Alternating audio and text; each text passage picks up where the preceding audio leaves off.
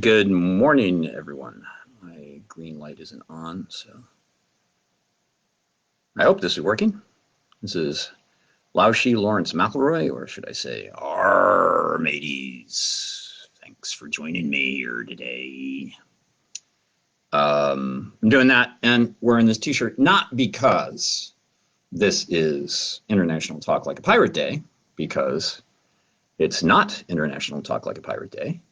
But we're coming up on that. That is September 19th. So I just wanted to give you this little reminder, you scallywags, that it is on the horizon.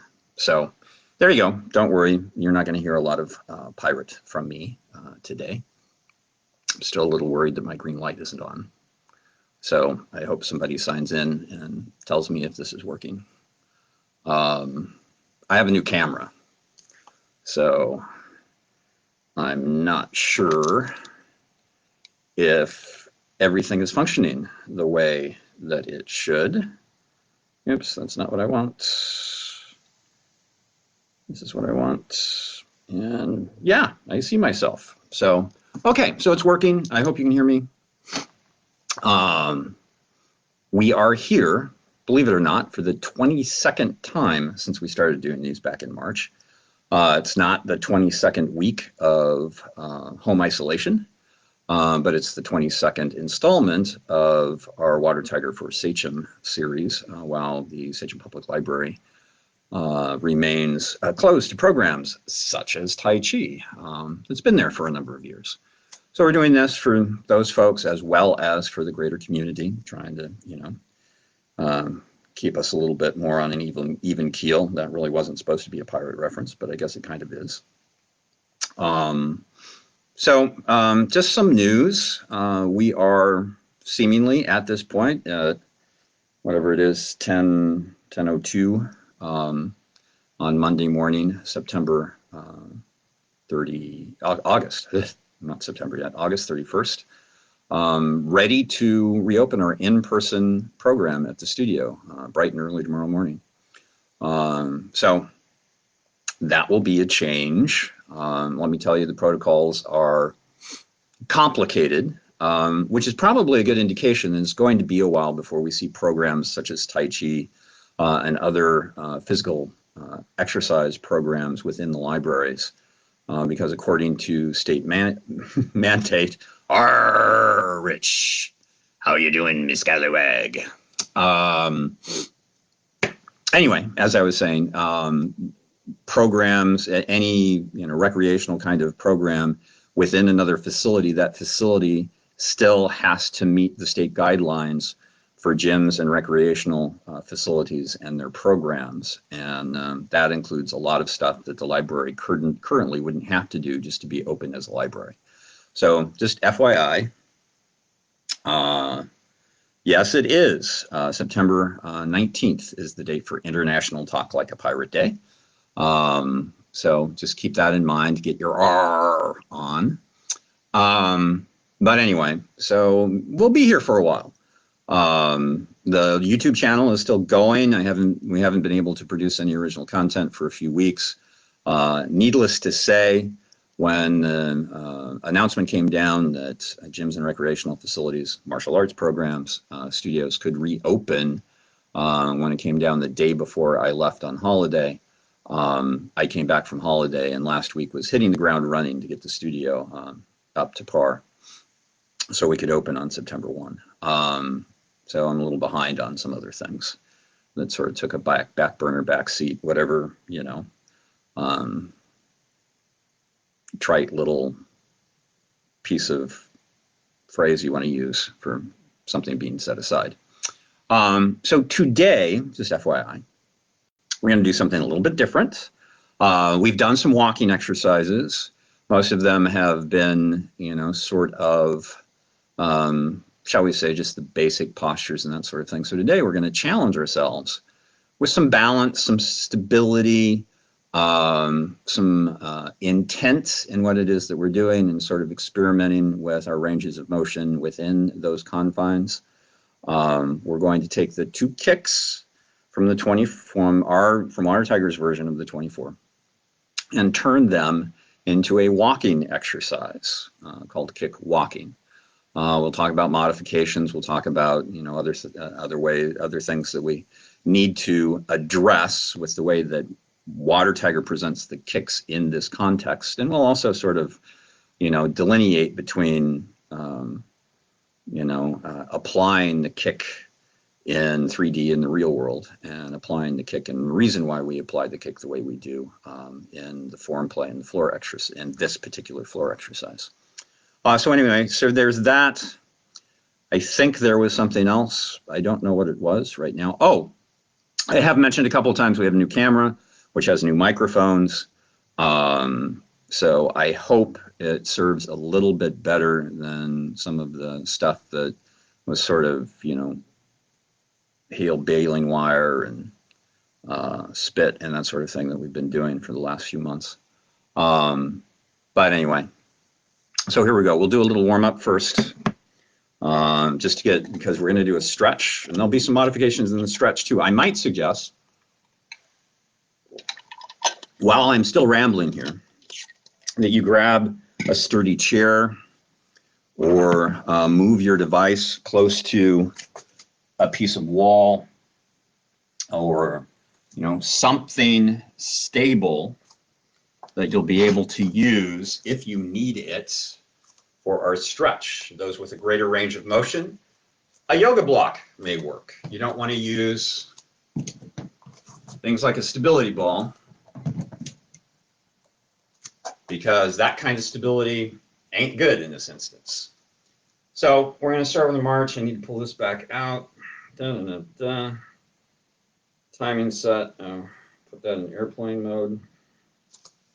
A little march. Make targets with your hands, right? If you have a shorter range of motion, no harm, no foul, you put the hands lower. If you have a bigger range of motion, not above parallel. We don't have to be doing this. But make targets with your hands and bring your knees to your hands, not your hands to your knees. And we're going to march. I have the open palm version. You can do closed fists. A lot of people find closed fists a little bit easier to keep the hands and the arms still. If you want to mix it up, you have one closed fist, one open palm. You switch back and forth once in a while. We're going to go for a full 30 seconds here and march in 2 different ways, so 60 seconds total. So now, if you can, widen them. So it looks a little silly, but it puts the heat and the activation in the muscles a little bit differently than with the knees forward.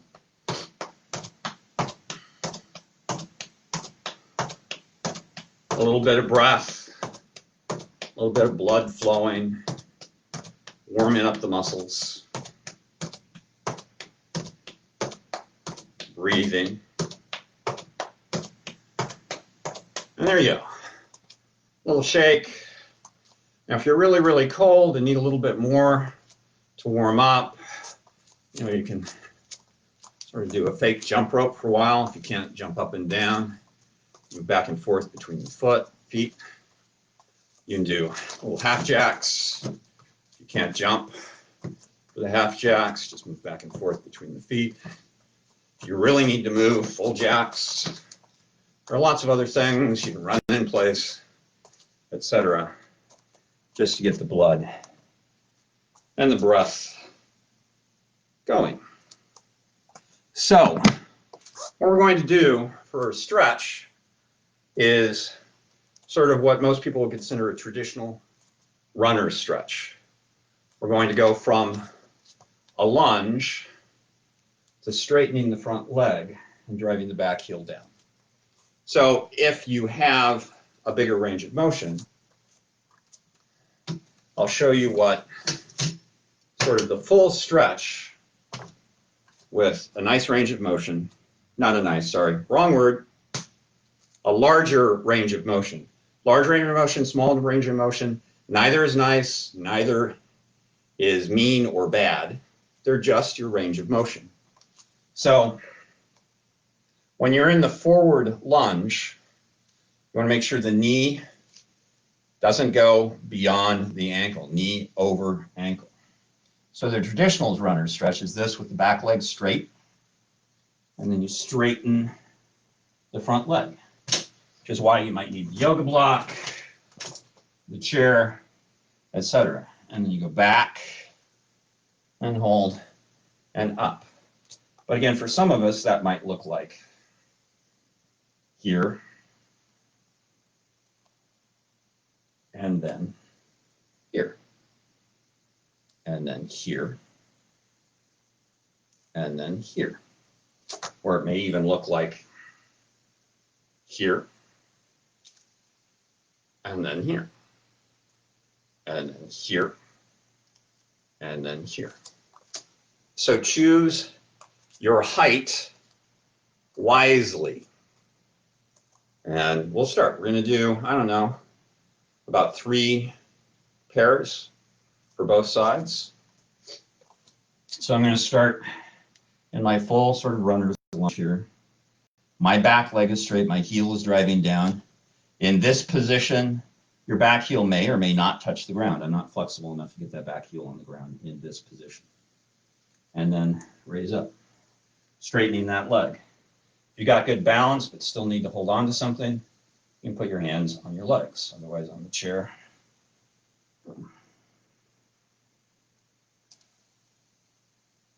And this that intensifies.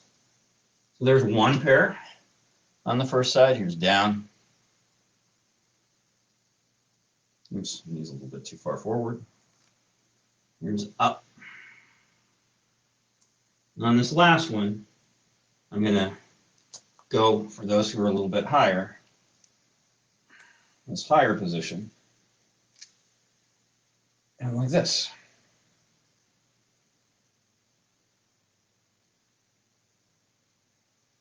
And then you can switch, right? So boom, boom, and in on this side.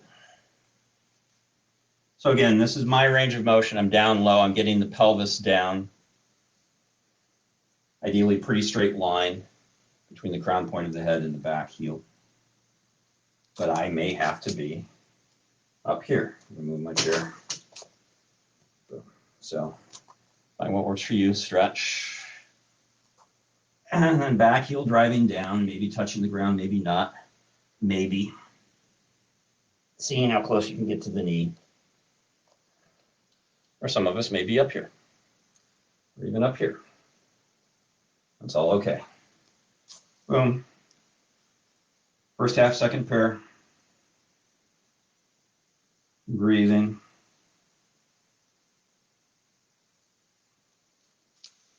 And up.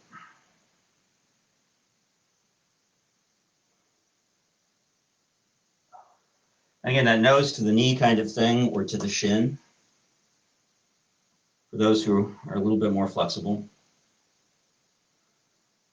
And for this side, instead of turning down the intensity, I'm going to turn it up. Go from a runner's lunge to a runner's stretch. Elbows on the ground. And then come up. But again, you may be doing the first one here, with or without the chair, and the second one here, with or without the chair. Then go ahead and come back center. Enjoy that little wide leg, wide feet, hamstring stretch moment. Bend the knees. Not too slow. We're all about it.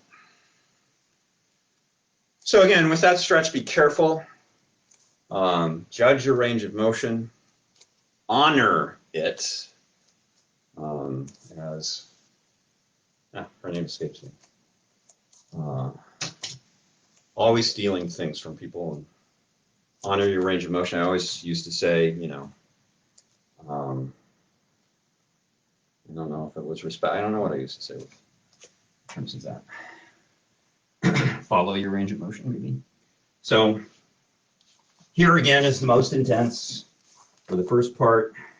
Here is sort of the standard, but whatever you need height-wise, knee over ankle. right, with the chair or other thing that ain't going to go away. And then the second half of the stretch is both legs straight, driving the back heel down, maybe up high like this, maybe on the chair and getting a little bit lower, maybe fingertips, maybe yoga block down here, or yoga blocks. I remember when I first did this stretch, I had 2 yoga blocks, one on both sides. So I had a yoga block here and a yoga block here. And they started up here, by the way, right? So, and I guess sort of the short story of that is we can all deepen our flexibility from the yoga block, fingertips highest, finger pads closer, closed fist closest, closer still, palms of the hands. Widen the palms of the hand to bring them back. All sorts of different things there. So, but again, this is your range of motion. You're up here for the first one. And then up here for the second one. So sort of shifting back and forth like this, because that's where your muscle flexibility is right now. That's fine. Just work on it. So, the 2 kicks in Water Tiger's approach to medium frame, young style, 24 posture, taijiquan, short form, actually goes to one direction, the right, and then there's a 180, and the second kick is to the left. And there's a transition in there, but the kick itself is a one-legged stance. So when you're kicking to the right within the context of the form, the left foot should be, the left grounded foot, should be around a 45-degree angle. Same thing as I will always say, that around the 45-degree angle means that's ideal, but it may need, especially in terms of the kick for some people, may need to be a little bit more shallow than that, so closer to, like, say, a 30-degree angle. Believe me, very few people will be able to do this kick properly and have the foot out beyond the 45. So 45 or more shallow, probably. There might be some people.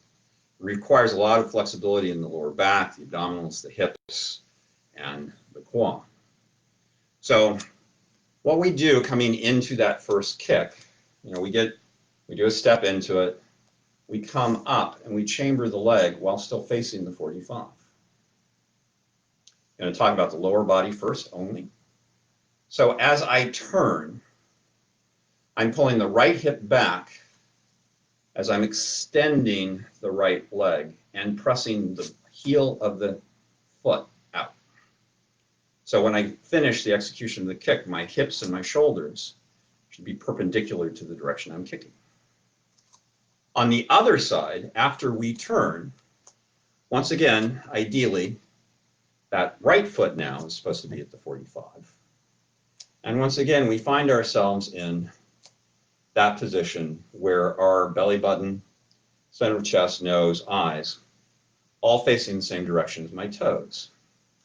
And I'm chambering that leg. Now, this is sort of important, that the leg chambers, that it folds in within itself, that this isn't about lifting the foot.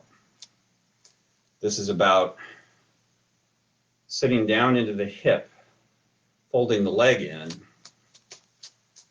and then extending the leg. And when you're kicking left, within the context of the form, you're pressing to the ball of the foot. But once again, within the way that we do it in the form and this particular walking exercise, what we're doing is we're pulling the hip of the kicking leg back to extend the leg. So heel on the right, ball of the foot on the left. Now for these static exercises, before we get to the walk, a couple of modifications. Maybe you need that help of that chair, right? And then start to wean yourself. Of course, you can't do that with the walk, though you could walk beside a wall or along a long countertop. The other thing to keep in mind is it's not height, right? It's not the height that's important. It's keeping things connected. Boom. So we have a lot of people, leg balance issues, they're working on it, right? So when they kick, they're actually driving and touching, but still with kicking energy in the ball of the foot. So they're actually touching the ground. The knee is still open.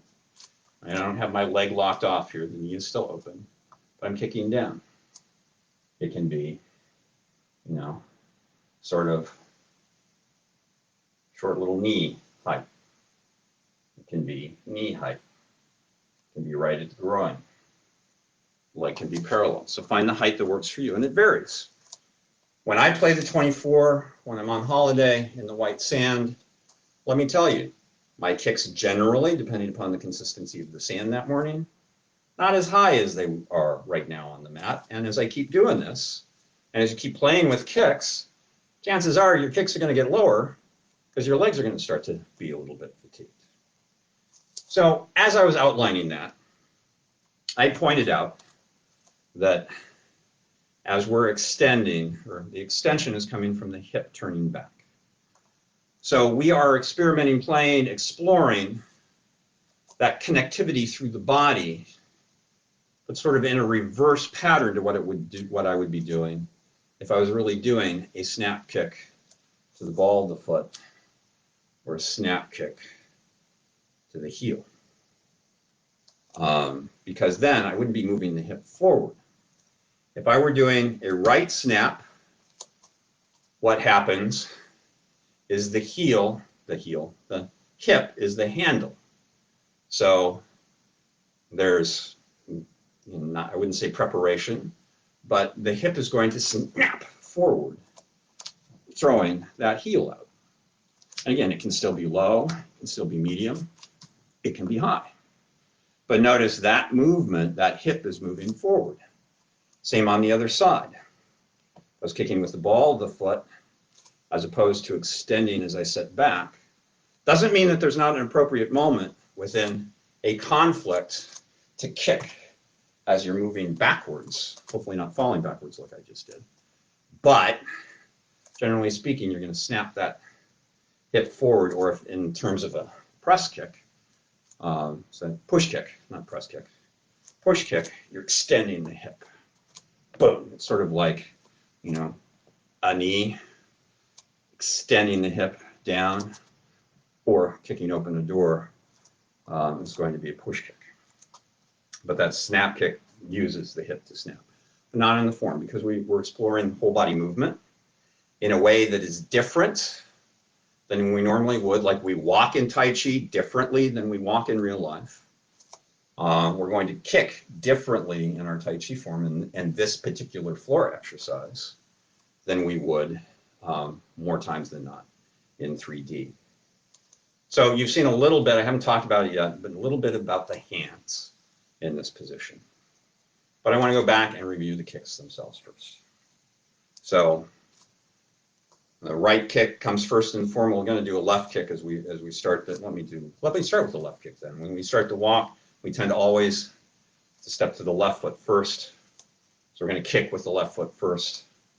So starting at that 45, just the kick. Again, if you need the chair, because we're doing this kind of a static position, turning the hip forward, driving to the heel or to the ball of the foot. Then we're going to retract by turning back. We're going to put that foot down. We're going to chamber the other leg and turn and kick to the heel. And then retract back and step that foot down. So the transition is 45 to 45. You don't have to be shoulder wide. As a matter of fact, I highly recommend not being, because that might put some shearing pressure on your knees. So be careful of that. Let me check. I don't think anybody else has commented. I just want to make sure. Yep. Okay. So anyway, a word about intent. You know, sometimes we just sort of put the foot out there, right? So, yeah, I'm kicking with the heel, and you say you're kicking with the heel, but it's just the whole foot, and you're not emphasizing the heel. Yeah, I'm kicking with the ball of the foot, but you're not really emphasizing the ball of the foot. We do an exercise, a set of exercises that we call at Water Tiger School Awakening the Qi, and within it, we have loosen the body joints, which we haven't done in this venue, so maybe that's a warm-up coming up. I actually considered it for this, but decided against it. I'm not sure why. Right, where we get to the end, we actually start with the ball of the foot. We have all the weight, the vertical alignment, crown point of the head, base of the pelvic bowl, over the ball of the weighted leg. The weighted leg is, the knee is open. And I find that place, I'm going to turn on this side. I find that place to put the ball of the foot where my knee can still be bent. All my weight's still on my back foot. And I drive the ball of the foot down into the ground. I don't weight it. I don't shift my weight forward. I keep it back. I let the toe, you know, I get the toes out of the way as I can within my range of motion. I work on the flexibility of my toes, so my toes can be off the mat. Yours might still be on a little bit, but they're not pressing down into the mat. The ball of your foot is pressing down into the mat. That is the same emphasis through the leg, down into the ball of the foot, into the earth, that you want in the ball of the foot when you kick something or someone. And stick with something. Then you switch to the heel. You have to move the heel closer than the ball of the foot because of structure, so your knee can stay bent. Again, crown point of the head, base of the pelvic bowl, over the ball of the weighted leg. And right now, we're pressing the right into the ground. So the right heel down into the earth, like you're crushing something. Extend that leg. You're holding yourself in place. Right? So if I didn't hold myself in place, this would push me backwards. And same on the other side. You just want to balance the sides. So crown point of the head, base of the pelvic bowl, ball of the left foot. You know, if you need to come closer, closer. But no weight. This is different.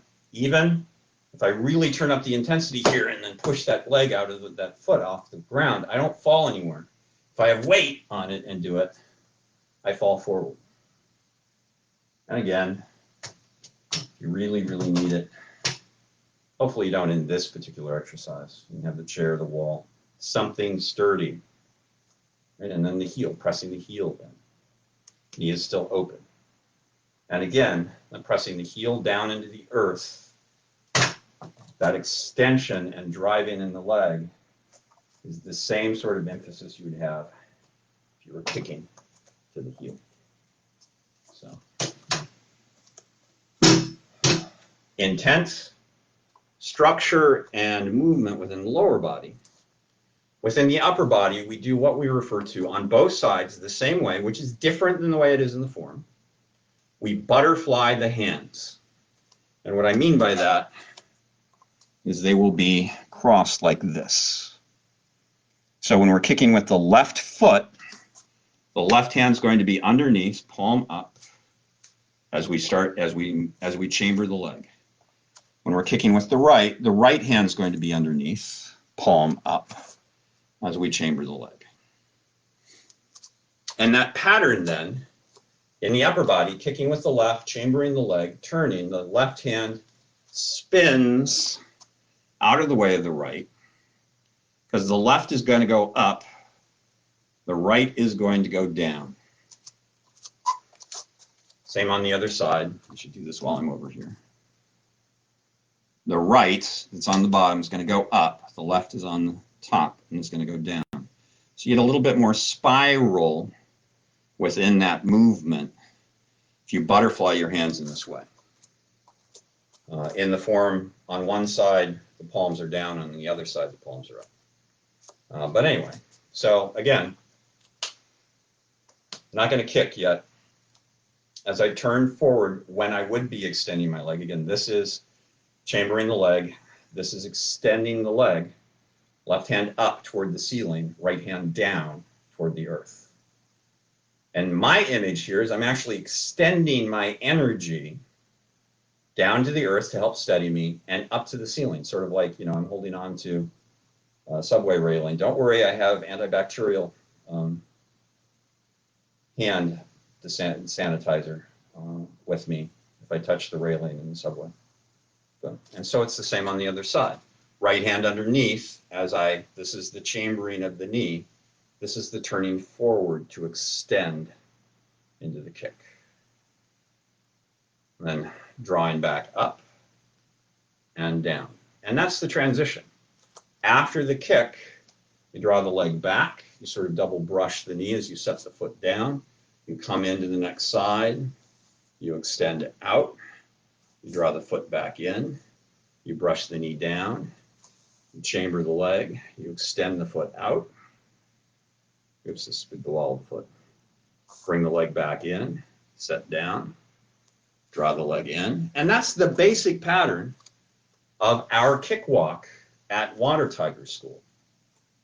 So whole body movement, no stop, right? You know, as we're doing this, I'm like holding out here for a while. But within the context of the walking exercise, within the context of the form, the chamber becomes the extension becomes the contraction becomes the step sets up the next. Boom, in, down, up, out, in, down, up, out, in. Now, normally, when we introduce this to people who are learning the 24 in the studio, we start, and every kick with the right foot is driving to the heel, like it is in the form, and every kick to the left is extending toward the ball. But as you become accustomed to this exercise and get a little bit more comfortable with it, then just switch back and forth. I was talking to somebody yesterday in a remote studio session, and he was saying that one of the things he played with during the week in between our sessions was a kick walk. And he did a pass in his personal practice space. That was the way it is in the form. Left was always ball, right was always heel. Then he did a pass where the entire pass was the ball of the foot, both sides. Then he did a pass, the entire walk, both sides was the heel. And then he did a pass where it was switched back and forth. Just sort of, I can't remember if he said just sort of what I felt like, or if he did like 2 balls, 2 heels, that sort of thing. But anyway, and I think, oh yeah, and he also did a pass where it was always ball on the side that's normally the heel, so the right foot, and on the heel, the side that's normally always the ball, so on the left foot. So you play with it. But again, crown point of the head, base and pelvic bowl, ball of the foot. Talked about that when we were doing intent. You also want to make sure that that's the case as you're kicking. And there can be a tendency when we chamber the leg to raise the center, to lengthen the body and raise the center. You want to make sure that you're setting down on the other side. The hips and the shoulders both stay parallel to the earth. So I'm not chambering the leg by tilting. Crown point head, base of the pelvic bowl, ball of the weighted leg. I have my vertical alignment. I have my string of pearls. I shouldn't be tilting forward. I shouldn't be trying to balance the leg by doing that and leaning back. Now, a lot of people do the kicks differently. Some you'll actually see, we'll see where my balance is at this point, really spread out and sort of leaning back. Since I don't do this very often, especially in a static position. But you'll notice, I don't have the traditional vertical alignment. What I'm seeking to do in that is find that body structure that balances the traditional, that balances me more or less in the same way as the traditional structure does. That arms, hips, and everything balance each other out in that position. Sort of like going through YouTube and looking for, extreme yoga balance positions. And they have one hand on the mat or the ground, and their body is like pretzeled, and different parts of the body are sticking out in different ways, but they're just hanging out and chilling. and that's what it is. We're finding structural integrity within an odd extension. So let's shake things out. We'll do one more pass, and I think we'll call it a morning today. Maybe some huggers in case the upper body has gotten some tension in it. And kick walking.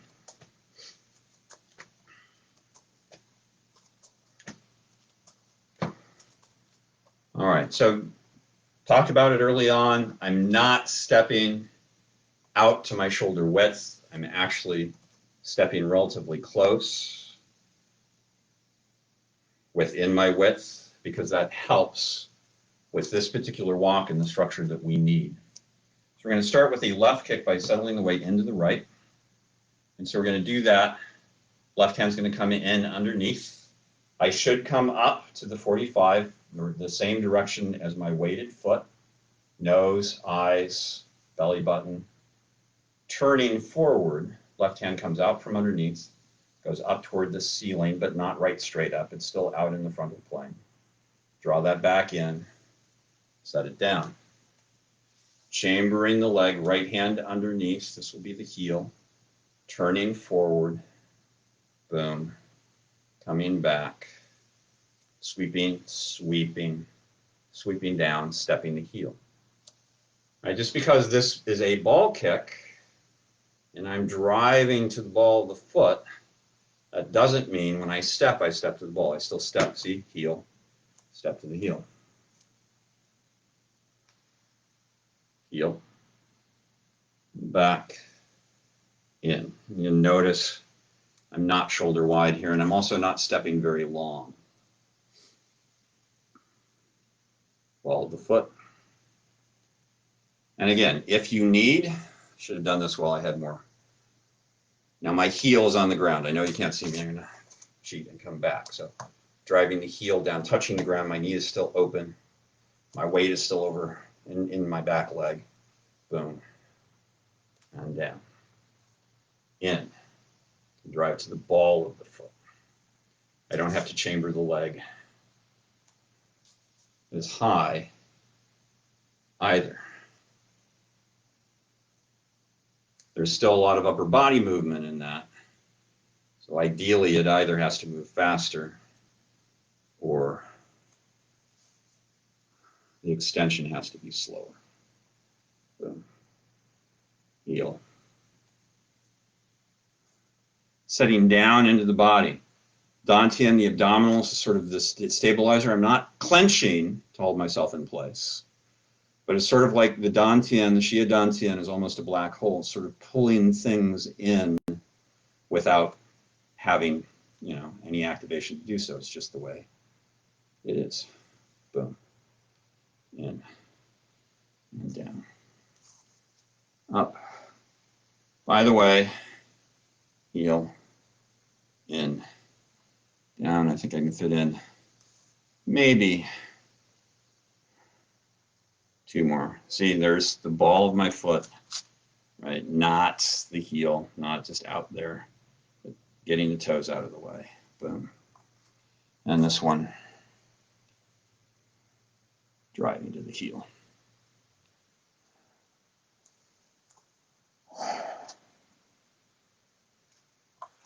By the way, next Monday is Labor Day.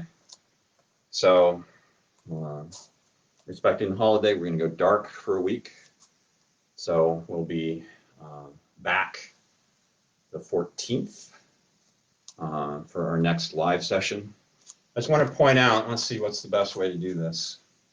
That hand that's up, I described it as being up to the ceiling.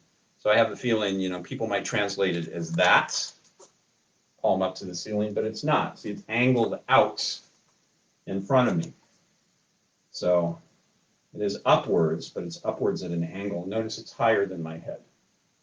Right? Here, boop.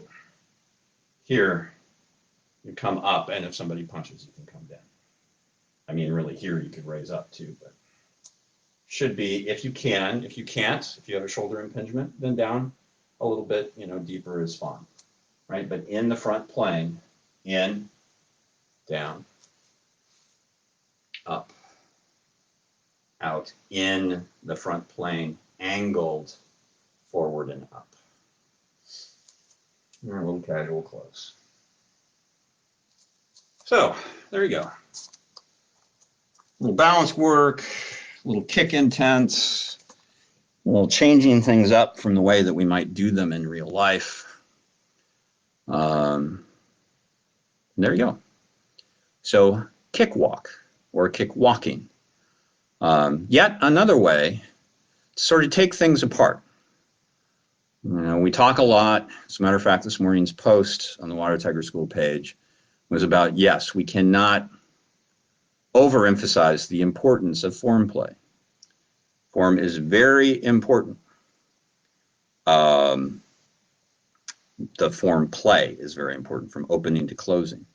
However, you have to remember things like the kicks only happen one per side in the context of the entire form. So if your rhythm, your pace, your tempo of your form is the same as Water Tiger School's, it should run about 7.5 minutes when you get up to performance pace.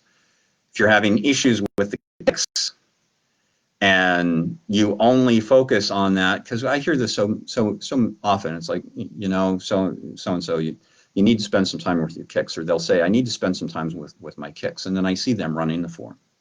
It's like, I thought you said you were going to spend more time with the kicks. Well, I'm paying more attention to them when I get to that section. Well, then in 7.5 minutes, you've practiced both kicks once. If you take that 7.5 minutes, it's probably, maybe, could be, you know, a couple of passes that we just did. And you get that kind of review of structure and intent and everything repeated over and over and over again. You know, our go-to phrase is from the Chinese martial arts adage, I don't fear the 1,000 kicks you know, I fear the one kick you have practiced 1,000 times. So sometimes we got to take it apart to put it together. And it just makes sense to do so. Don't negate your form play, but also don't negate your single moment, single movement play either. So Linda wrote something, I'm going to need my glasses. Here, I just want to see, good morning, you're welcome, Boucher, for the kick review. And yes, I did, I will send it again. So anyway, so there's that. That might be a good leeway, transition, whatever, impetus to say that some of the Water Tiger Studio students still have the option, if they've been in the remote program since we started it in April, and staying in the remote program if they are not comfortable returning to the studio. You know, we kept new student acceptance suspended while we were remote.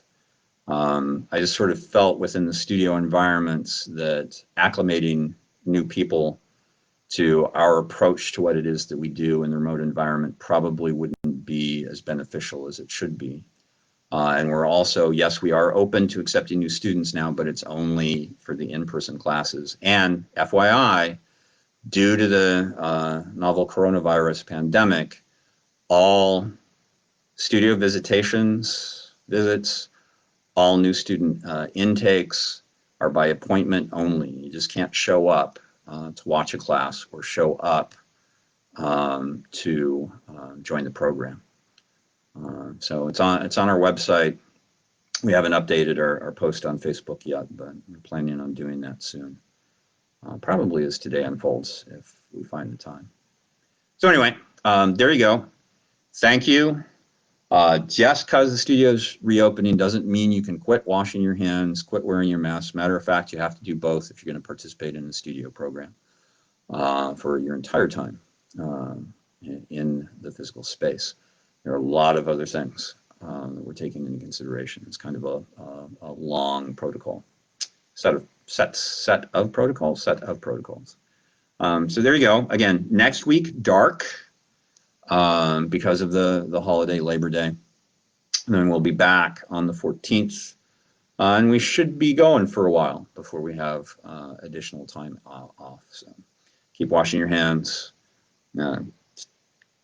Don't touch your face. Stay distant when you can. You know, physical distance. Stay at home still as much as you can. Let's keep the infection rate where it is here in Suffolk County and through the state of New York. And I think that's about it. So, everybody take care. Be safe. Be well. And we'll catch you in 2 weeks. And don't forget, this is coming. September 19th.